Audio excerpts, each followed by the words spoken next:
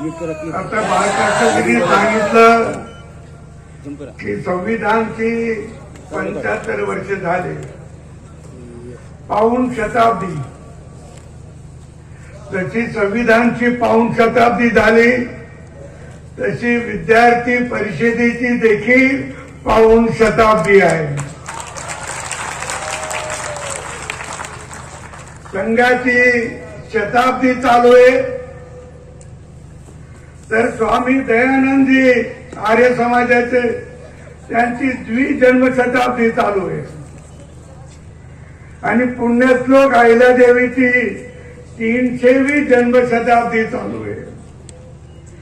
आणि ज्या गुरु गोविंद सिंहांच्या मुलाला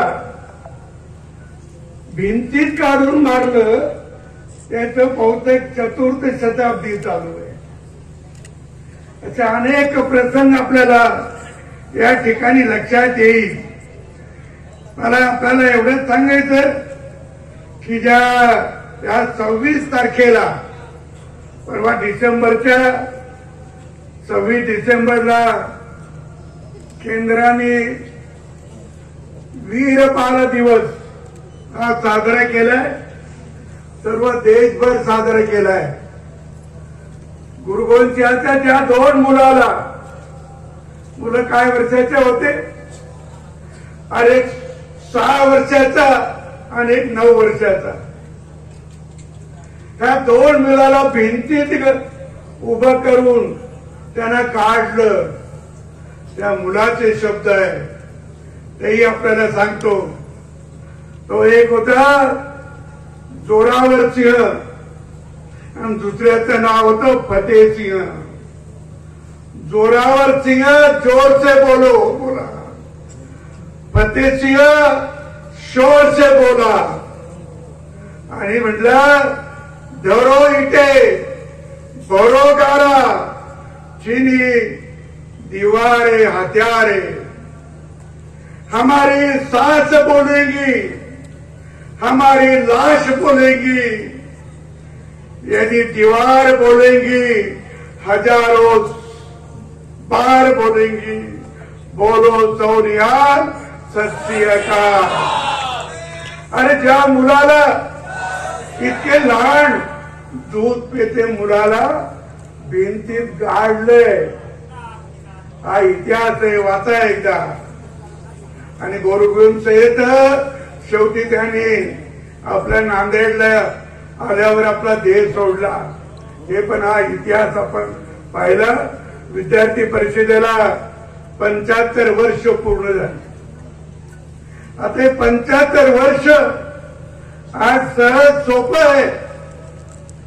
एवढ्याला अधिवेशन करणं, हे अधिवेशन काही महाराष्ट्राच्या राजकीय प्रांताचं अधिवेशन नाही, एक देवगिरी प्रांताचं अधिवेशन. असे 7 अधिवेशन होऊ शकतात, इतका मोठा प्रांत आपला आहे, राजकीय प्रांत. आणि ज्यावेळेला सुरुवातीला काम केलंय त्याची काही नावं मी सांगतो की याच्यात कोण कोण होतं. सुरुवातीला याच्यात होते यशवंतरावजी केळकर, मुंबईचे 7 वर्ष प्रचारक राहिले, प्रचारक म्हणून थांबले, MA झाले, प्राध्यापक झाले आणि आयुष्यभर त्यांनी विद्यार्थी परिषदेचंच काम केलं. दुसरे मला आठवत आहे की ज्यांनी सुरुवातीच्याच बैठकीमध्ये जे होते, बलराज मुदो, हे जम्मूचे राहणारे तिकडे प्रचारक होते. विद्यार्थी परिषद स्थापन झाली त्यावेळेला त्यांनाही बोलवलं, तेही पुढे प्राध्यापक होते आणि अनेक वर्ष विद्यार्थी परिषदेचं काम त्यांनी केलं. दत्ताजी दिडोळकरचं एक नाव तुम्ही वारंवार ऐकलं असेल. दत्ताजी दिडोळकर हे प्रचारक होते, नागपूरला आले, शेवटपर्यंत काम केलं. असे एक मला आठवत आमच्या संभाजीनगरला दमा मिराजदार मोठे साहित्यिक होते. ते संभाजीनगरच्या विद्यार्थी परिषदेचे शहर अध्यक्ष होते, तिथे मनोहर देशपांडे होते, तिथे एक श्याम जोशी होते. तो आता तिथून लगेच गेला कुठे, आता त्याच्यानंतर भेट नाही, पण आता त्याला भेटायला खूप वर्ष झाले. हे सगळे त्यावेळेच्या विद्यार्थी परिषदेच्या कामात होते.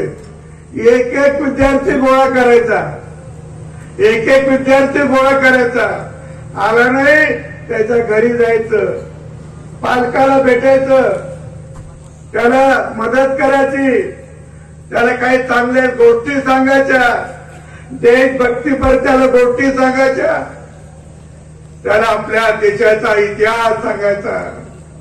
आणि असा एक एक कार्यकर्ता मनाने जोडला विद्यार्थी परिषद, मनाने. आणि तुम्हाला माहित असेल, मन तयार झालं, मन तयार असलं की तो काम करतो. आणि म्हणून आपलं मन तयार आहे म्हणून काम करतात सगळेजण. पूर्ण वेळ काम करणारे आहेत विद्यार्थी परिषदेचे, तेही त्यांच्या मनात आहे म्हणून. आणि म्हणून मला आपल्याला या ठिकाणी सांगायचं की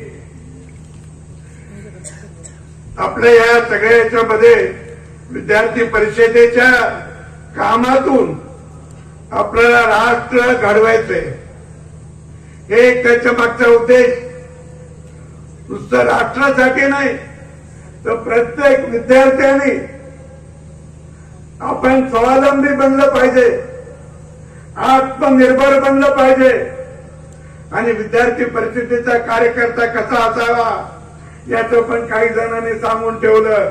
त्यावेळेला विद्यार्थी परिषदेचा जो काही कार्यकर्ता आहे तो आपण बौद्धिक क्षमता असलेला असला पाहिजे, त्याची बौद्धिक क्षमता चांगली असली पाहिजे, त्याची शारीरिक क्षमता चांगली असली पाहिजे, आणि त्याची नम्रता त्याच्या अंगी असली पाहिजे, त्यांचा सेवाभाव त्याच्या जवळ असला पाहिजे. सेवाभाव त्याचं सौजन्य बरोबर कर्मठता, काम करण्याची कर्मठता, हे सगळे गुण विद्यार्थी परिषदेच्या या सगळ्या कार्यकर्त्यामध्ये असावे अशी एक कल्पना आहे. त्यावेळेला की आमचा विद्यार्थी परिषद मध्ये तो कार्यकर्ता कॉलेजच्या आवारात आला तर लोकांनी टकपक त्याच्याकडे पाहावं चांगल्या अर्थाने. आमचा कार्यकर्ता चमकला पाहिजे. विद्यार्थी परिषदेचा चमकायचा असेल तर अंगाला बेगड लावून नाही चमकायचं, आपल्या कर्तृत्वाने, आपल्या भाषेने कार्यकर्त्याला चांगलं भाषणही करता आलं पाहिजे. ही जी भूमिका होती विद्यार्थी परिषदेची आज आहे, याप्रमाणे कार्यकर्ता घडत गेला पाहिजे, म्हणत गेला पाहिजे. आणि घडणं आणि म्हणणं हे कार्यकर्त्याचं, असे कार्यकर्ते आपण घडवले तर ते आपल्या आयुष्यभर आपल्या उपयोगी पडतात. मग ते इकडे तिकडे पुढे जाईना, इकडे तिकडे याचा अर्थ संघ परिवाराच्या अंगी कामात गेले पुष्कळ जण, तिकडे पण गेलेत. मला आठवतात बरेचसे नाव आपल्याला आठवतात, पण महाराष्ट्रातले म्हणून सांगतो, प्रमोदजी महाजन विद्यार्थी परिषदेतून आले, गोपीनाथराव मुंडे विद्यार्थी परिषदेतून आले, आताचे मुख्यमंत्री देवेंद्र ते विद्यार्थी परिषदेच्या लोकांना भांडून मी जाणार नाही तिकडं म्हणून भांडले. मला विद्यार्थी परिषदेमध्ये राहू द्या, मी जात नाही भाजपमध्ये असं भांडले. तरी त्यानं सांगितलं तिथं फडणीस होते, फडणीस ते विद्यार्थी परिषदेचं काम बघायचे. आता ते त्याने त्याच्याशी बोलले. असं सगळीकडे अशी व्यवस्था आहे आपली, सगळ्या जिल्ह्यात अशी व्यवस्था आहे. कोणी जर ऐकत नसेल तर त्याला कोणाला भेटवायचं, मग ते त्याला जरा समजून सांगतात, लाडीगोडी लावतात, नीट बोलतात.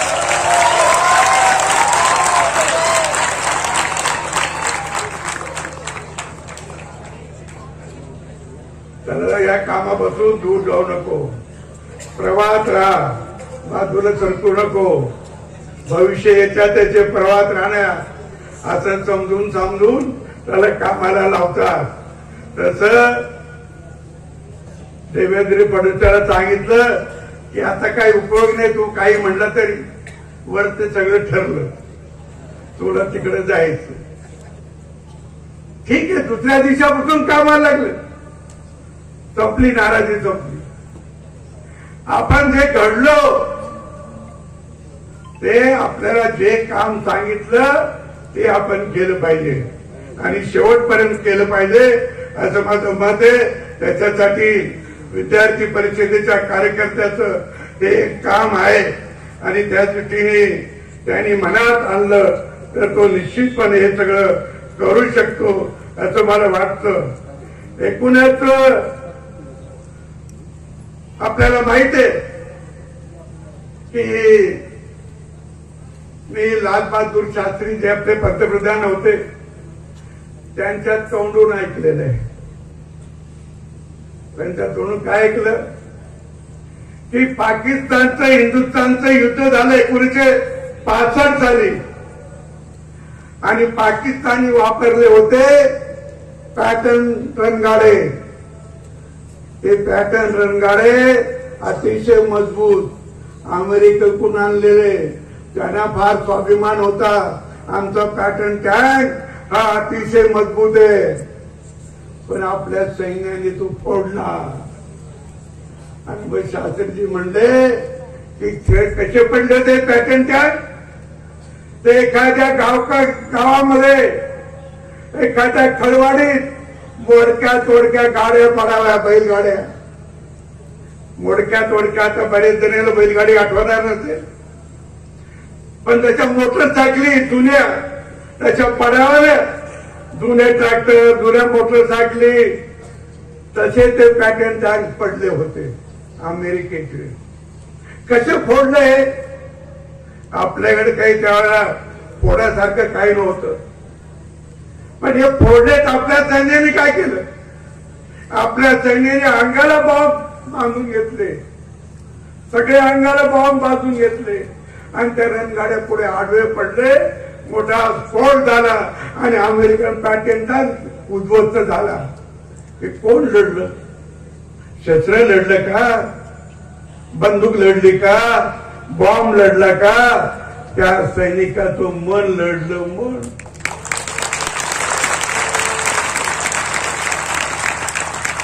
आणि असं मन तयार झालं तर मग कुठेही आपल्याला ते काम करायला संधी मिळाली, तिथं त्या संधीचं सोनं करावं असं मला वाटतंय. एकूण मी आपल्याला एकच सांगेन की आपण विद्यार्थी तसेच आहोत सगळे. आपण आपलं चांगलं शिक्षण पूर्ण करा, चांगलं क्वालिटीचं शिक्षण घ्या, बौद्धिक क्षमता वाढीचं शिक्षण घ्या. आपल्या प्राध्यापकाला जर आपलं समजलं नाही, एकदा नाही, दोनदा, तीनदा, चारदा विचारा, काही फरक पडत नाही. आपण विचारलंच पाहिजे. शिक्षण घेणं आपला हक्क आहे आणि शिक्षण देणं हा प्राध्यापकाचं कर्तव्य आहे, हेही आपण समजलं पाहिजे. त्यामुळे त्याला किती वेळा विचारलं मला समजलं नाही, आणि अर्धवट समजलेलं डोक्यात ठेवू नका. पूर्ण समजलेलं असेल आणि ते जर डोक्यात बसलं तर कधीच विसरत नाही, कधीच विसरत नाही, परीक्षाला उपयोगी पडतं. आणि म्हणून असं चांगलं क्वालिटीचं बौद्धिक क्षमतेचं शिक्षण हे सगळ्याला मिळालं पाहिजे, घेतलं पाहिजे. केवळ सर्टिफिकेटचा उपयोग नाही, आता सर्टिफिकेटचा काही उपयोग नाही. एक काळ होता, एक काळ सर्टिफिकेट होतं असलं नोकरी लागत होती, नोकरी लागत होती. आता नुसतं सर्टिफिकेटवर नाही. आता तुमचं सर्टिफिकेट जरी असलं, तुम्ही एखाद्या कंपनीत गेलात, एखाद्या उद्योगधंद्यात गेलात, तिथे तुम्हाला 4 प्रश्न विचारले तर त्याचे उत्तर देता आले पाहिजे. आणि उत्तर देताना आले तर आपल्याला एक काम करता येणार नाही असं समजून तो इंटरव्ह्यू घेणारा माणूस तुम्हाला म्हणतो की जा पुन्हा आता येऊ नका का म्हणून ती उत्तरं देता आली पाहिजे आणि ज्याची बौद्धिक क्षमता चांगली असेल तोच मुलगा मुलगी उत्तर देऊ शकेल आणि म्हणून माझा आग्रह राहतो मी आमच्या शाळेत पण सांगतो की केवळ टेक्स्ट बुकावर अवलंबून नका राहू टेक्स्ट बुकाच्या बाहेर जा आता ही लायब्ररी आहे ही लायब्ररीमध्ये आपल्या मोबाईल मध्ये सुद्धा वाचता येतात पुस्तकं मोबाईलचा उपयोग हा ही लायब्ररी वाचायला करा ते काय काय येतं ना मला माहिती दिसतंय तर त्याच्यात वेळ घालू नका त्याच्यात वेळ घालू नका एक करा चांगले गुणवान व्हा आणि गुणवानाला आजकाल किंमत आहे एवढं लक्षात घ्या मी आपल्याला सांगितलं की आपण स्वामी विवेकानंदचा नेहमी फोटो लावतो स्वामी विवेकानंद यांनी 1897 साली 1897 ला त्यांचं एक भाषण आहे त्याच्यात म्हणलं होतं की भारतीयानो भारत माताची 50 वर्ष फक्त सेवा करा 50 वर्ष बघा 1897 1947 झाले की नाही 50 वर्ष म्हणजे 50 वर्ष आधी त्यांना हे दिसत होतं की आपला देश स्वतंत्र होणार आहे हे दिसत होतं त्यांना आणि असे जे विचाराने खूप मोठे संत आपल्याकडे होऊन गेले खूप मोठे विचारक होऊन गेले या सगळ्याचा विचार करून आता हे नीती शिक्षा नीती बनवली 400 कुलपती म्हणजे कुलगुरू 400 कुलगुरू आणि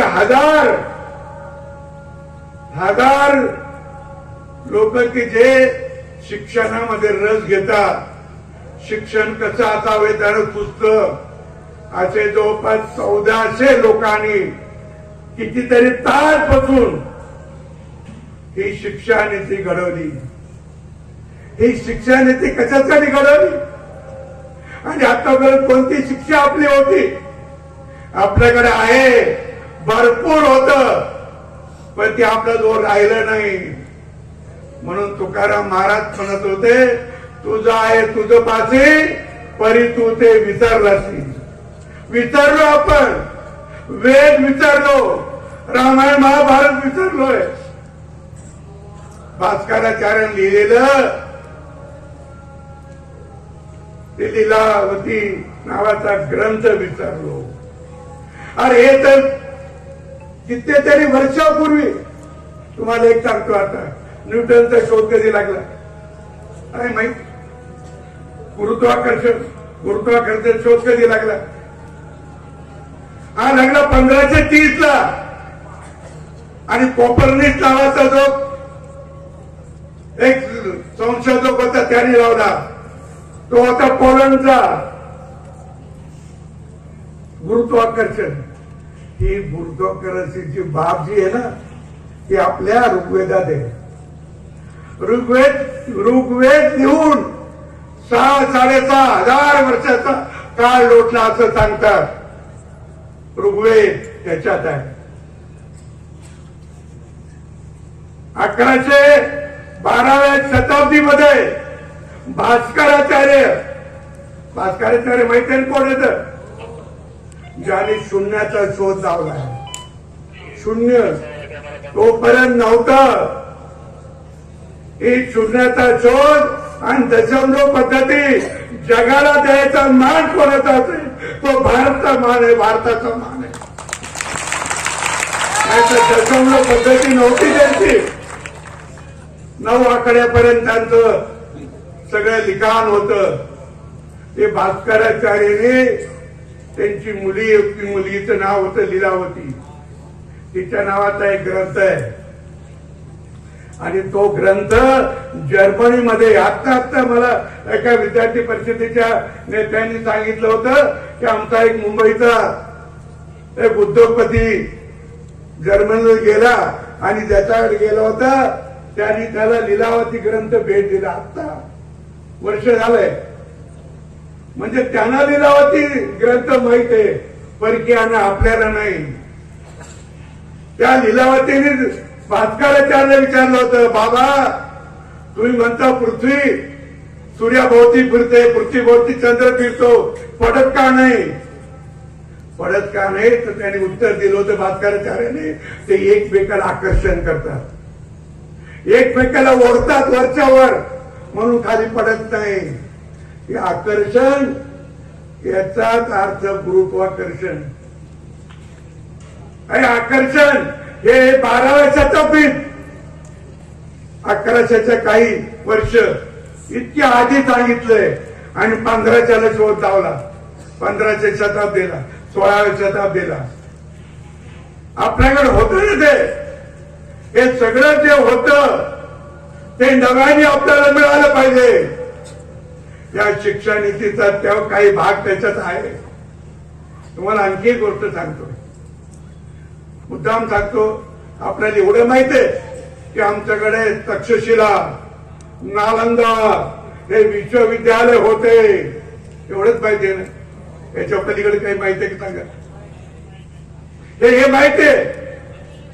पण ज्या नालंदाला तो पहिला बदरुद्दीन खिलजी आला, बदरुद्दीन खिलजी, तो तिथे आजारी पडला. पण त्याच्याबरोबर त्याचे जे लोक होते, राजा आजारी पडला, कुठे औषध पहा, कुठे काय पहा. मग त्याने तिथं नालंदा विश्वविद्यालयातल्या आयुर्वेदाचा प्रमुख, आयुर्वेद आहे ना माहीत, झाडपालाचं औषध असतं ते, तर त्याचा प्रमुख भट्टाचार्य असं त्याचं नाव आहे, भट्ट. तर त्याला बोलवलं वैद्याला आणि सांगितलं की हे तुम्हाला औषध देतील. पण तो खिलजी काय म्हणलं माहितीये? अरे ये तो काफर है, काफर की दवा मैं नहीं लूंगा तो मर.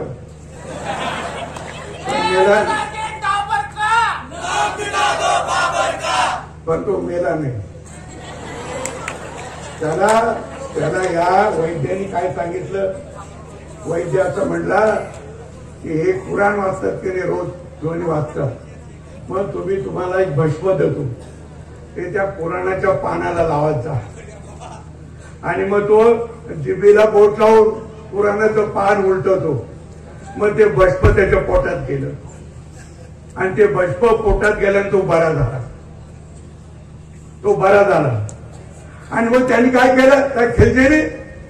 अरे इतनी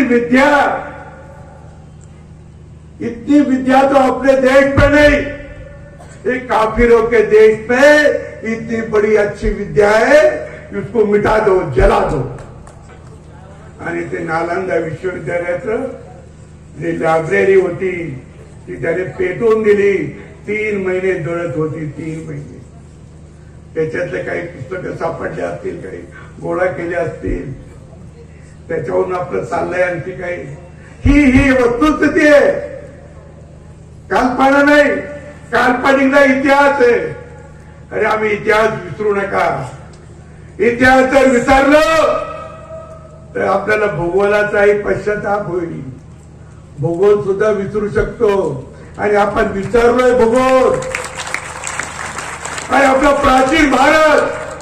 प्राचीन भारतचा नकाशा बघा आणि आत्ताचा नकाशा बघा. हे कशामुळे? आम्ही इतिहास विसरलो, म्हणून भूगोलाची अशी अवस्था झाली. भूगोल विसरलो. बरेच देश आमच्यातून निघून गेले. पाकिस्तान बांगलादेश आता गेलं, ब्रह्मदेश, त्याच्या आधी काही देश, हे सगळं प्राचीन भारतात होतं. आणि म्हणून याच्यासाठी आपली ही नवी नीती जी आहे ती या शिक्षणामध्ये आता आपण काय होती? आपली नीती होती 6 वर्षाचं पोरग 6 वर्षाची मुलगी तर तिला पहिलीच्या वर्गात बसवा असं ते ना. 6 वर्षाची तू परत काय करायचं त्या पोरांनी मातीत खेळत बसायचं, आईच्या मागे जायचं. तुम्ही मोबाईलवरती हे पाहता का, व्हॉट्सअप वगैरे येतं ना, लहान लहान पोरं 1 वर्षाची मुलं. आजही आपण पाहिलं ते 1 वर्षाची मुलगी सुंदर रामावर भजन करते. जर ती रामावर भजन करू शकते 1 वर्षाची मुलगी तर सगळ्याला का नाही. तुम्ही जे शिकवलं त्या लेकराला येणार, तुम्ही जे शिकू ते त्या लेकराला येणार. तुम्ही 1, 2 आणि आ ई ABCD नका शिकू, त्याला पाठांतर शिकवा. 3 वर्ष आता याच्यामध्ये या नीतीमध्ये 3 वर्षाच्या मुलापासून शाळा सुरू केली. 3 वर्षाच्या मुलापासून. आणि कौशल्य शिक्षण आतापर्यंत नव्हतं. कौशल्य नुसते आहे, ITI आहे, इंजिनिअरिंग आहे, प्रॅक्टिकल काही नाही, काही नाही. आणि आम्ही बी परीक्षा देतो, पास होतो, घरी जातो. काय उपयोग आहे त्या परीक्षेचा जर आमची बौद्धिक क्षमता वाढली नाही तर. आणि म्हणून मला आपल्याला आग्रह करायचा आहे, या नव्या धोरणामध्ये आपला देश प्रथम देश हे पण येणार आहे. आम्ही देशासाठी आहोत सगळं. पहिली कल्पना आमची काय असता, देश मग मी, ही भूमिका याच्यात बळावते. आणि हे जर आपल्या डोक्यात बसलं, तुम्हाला इस्रायल नावाचा देश सांगू कधी झाला स्वतंत्र. आपल्या नंतर इस्रायल नावाचा देश, अरे एवढं राष्ट्र आहे, एवढं. तिन्ही बाजूला अरब देश आहे, एका बाजूला समुद्र आहे, लोकसंख्या कमी आहे, काही लाखात आहे. परंतु त्यांचं विमान 7 मिनिटात बॉम्ब फेकून परत येतो. 7 मिनिट. आणि तिथे शिक्षण जे आहे 12वी नंतर मुलाला मुलीला कंपल्सरी तिथे जावं लागतं, मिलिटरीचं शिक्षण घ्यावं लागतं कंपल्सरी. आणि देशावर अशा प्रकारची आपत्ती येते ना, देशावर कधी आपत्ती आली की हे जे नागरिक असतात त्यांनी शिक्षण घेतलेलं असतं, ते रांग लावून उभे राहतात, मला येऊ द्या, मला येऊ द्या देशाचं रक्षण करायला, मला येऊ द्या देशाचं रक्षण करायला. ही मानसिकता बनली. आमची मानसिकता कधी बनेल. आमची काही जणांची मानसिकता आहे काय व्हायचं होईल आपल्याला काय त्याचा, आम्हाला काय त्याचा फरक पडतोय. ही आमची मानसिकता आहे. ही भारताच्या प्रत्येक नागरिकाची ही मानसिकता असली पाहिजे की माझा देश पहिला, माझा देश पहिला, माझी मातृभूमी पहिली, माझी भारत माता पहिली. आजकाल तर भारत माता काय आहे हे पण काही जणांना समजून सांगावं लागतं की काय आहे भारत माता. ज्याला भारत माता कळत नाही त्याचा तर आनंदच आहे, आनंद आहे. आता आपलं शिक्षण सांगतो, आपली शिक्षणाची पद्धती, आपली कोणाची पद्धती, तो थॉमस नावाचा मॅकॅलो, त्याची शिक्षण पद्धती. थॉमस मॅकॅलो त्यांनी काय केलं, त्यांनी लिहून ठेवलंय की जर भारताची संस्कृती मुळापासून उपटायची असेल तर शिक्षण पद्धती आपण जेवू ती स्वीकारली पाहिजे. म्हणजे तुमच्या देशात त्या शिक्षण पद्धतीत काहीच नाही.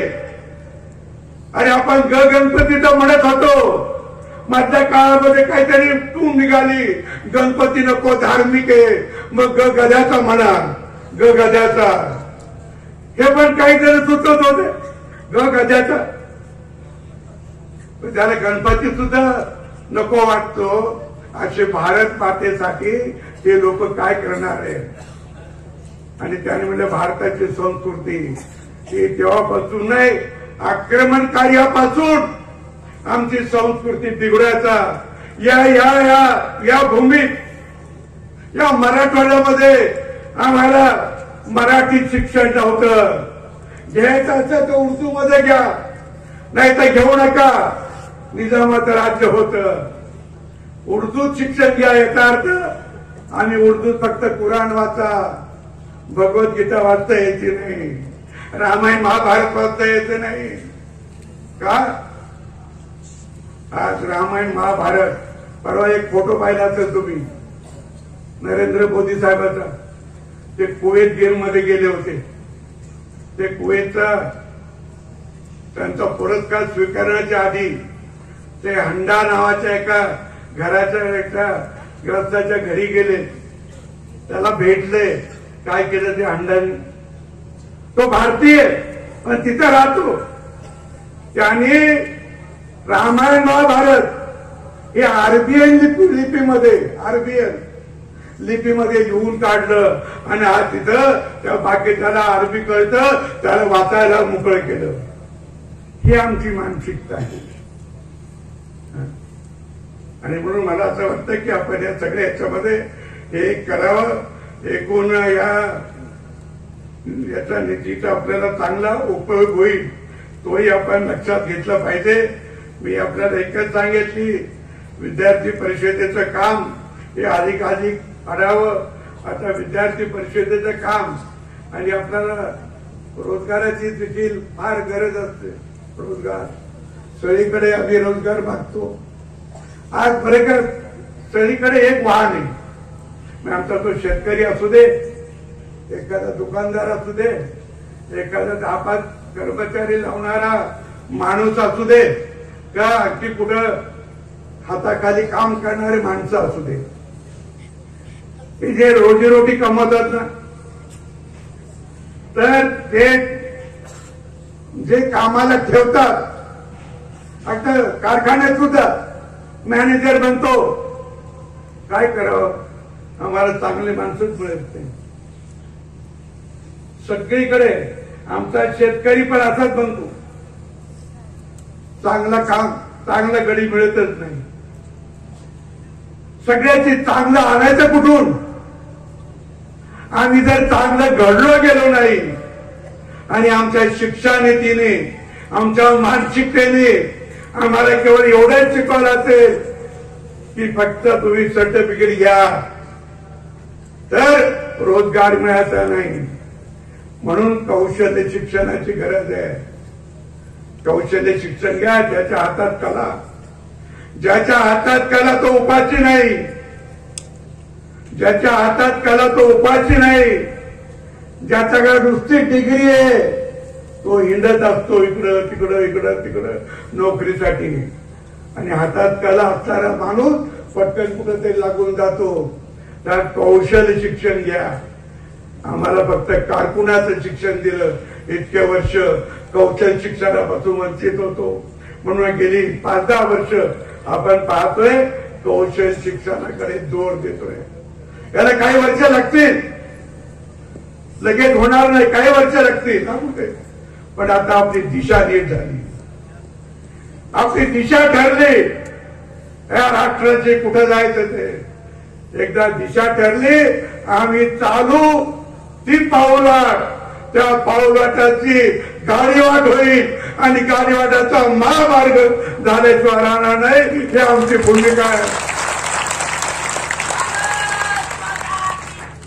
आम्ही चालू ती वाट, वाटाची गाडीवाट आणि गाडीवाटाचा महामार्ग या देशाला परमवैभव नेण्यासाठी, या देशाचं सगळं पाहण्यासाठी, जगामध्ये आम्हाला मान मराठा मिळण्यासाठी आमचा देश पुढाऱ्या.